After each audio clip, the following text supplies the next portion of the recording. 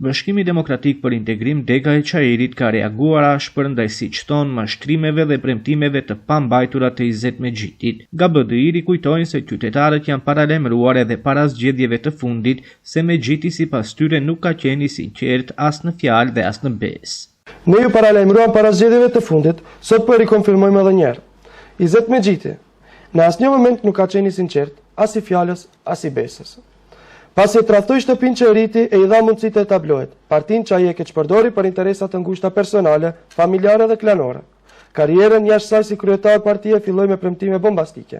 Premtime për të cilat e dinte se nuk do t'i mbante asnjëherë, por që do t'i përdorte për të kapur pushtetin dhe për të ruajtur bizneset e veta.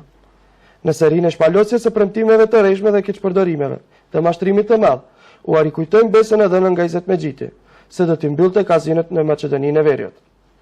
Lufta kundër këtij fenomeni u bë kryefjala e angazhimit të tij politik dhe premtimi kryesor që përsëritej disa herë në ditë. Sot kur ai është në pushtet qendror dhe lokal, ky premtim dhe kjo besë dhënë janë haruar. Kazinot funksionojnë lirshëm, pa asnjë pengesë, dhe vazhdojnë të rjepin xhepat e familjarëve të tyre dhe qytetarëve të tyre. Jo vetëm që nuk janë mbyllur, por ato vazhdojnë të zgjerojnë biznesin e tyre në Çajir. Komunën që udhëhiqet nga vetë Izet Mexhiti. Që ironia dhe tauja me qytetarët të jetë edhe më e madhe, jo vetëm për qytetarët, por edhe për anëtarët e partisë së tij. Ai rehatoi një nga të afërmit e tij në lojtarinë e Maqedonisë, duke i dhënë një post në bordin drejtues. Asgjë e papritur kur dihet se të gjitha postet e rëndësishme dhe ku ndahen parat për familjarët e tyre. Ne do të vazhdojmë të mbajmë atë përgjegjësi për premtimet e tij.